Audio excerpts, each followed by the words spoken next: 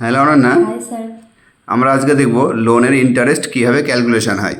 তো আমরা এখানে করেছি একটা যে 10,000 টাকা, 20,000 টাকা, 30,000 টাকা লোন হলে পরে যদি 10% ইন্টারেস্ট হয় তাহলে 12 মাস, 24 মাস, 36 মাস, 48 মাস এবং 60 মাস কত টাকা করে মান্থলি ইএমআই পড়বে।